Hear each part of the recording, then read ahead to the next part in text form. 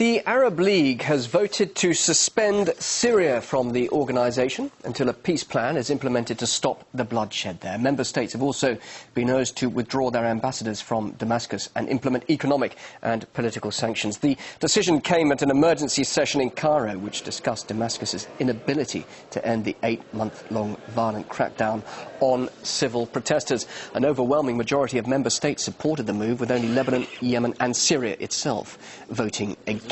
Well, to discuss this development, I'm now joined by Chossudovsky, the director of the Centre for Research on Globalisation. He's in Canada.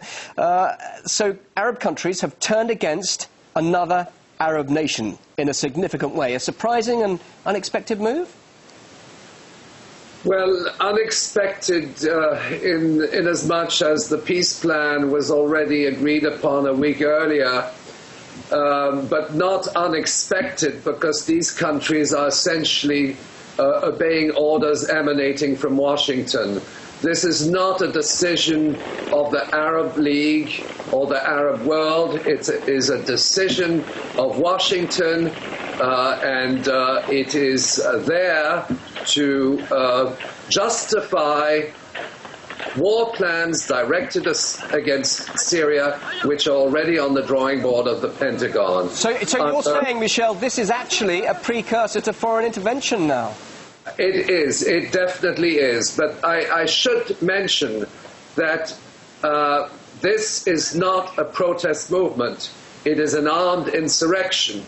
And reports to the effect that the so-called opposition is receiving weapons is corroborated even by the Israeli press. If you read between the lines, but I've been following this for several months, and going back to August, the Israeli press confirmed that the opposition forces were in fact being provided with anti-tank and anti-air rockets, mortars, heavy machine guns. Now, immediately following the peace proposal of the Arab League, what happened?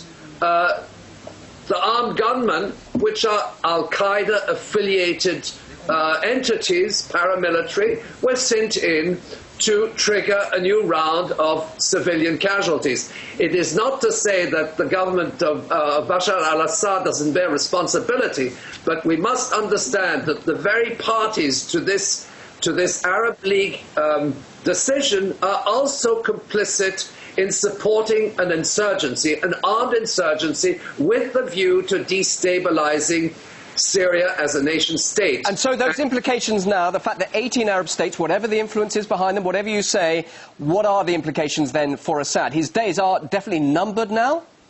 Well, first of all these Arab states are linked in one way or another to NATO, okay, through Mediterranean dialogue and so on and so forth.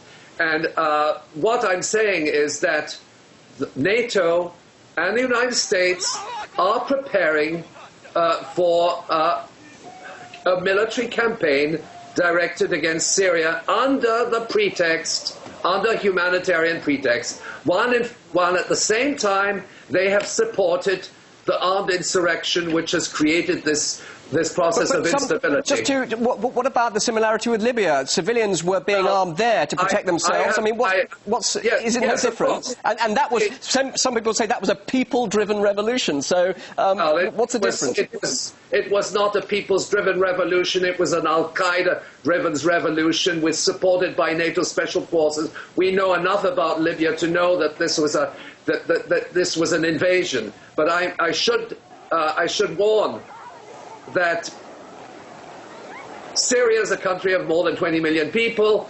It's in a region which is a geopolitical hotspot, and any kind of military action against Syria, the whole region flares up, from the eastern Mediterranean right to the Chinese border. And we should also understand that actions directed against Syria are coordinated with actions directed against Iran. And bear in mind that these actions are implemented simultaneously.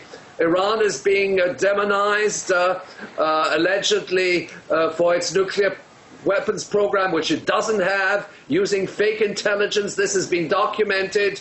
and so on and so forth, so that, again, lies and fabrications to create a justification for waging a war on Syria first and perhaps subsequently on Iran.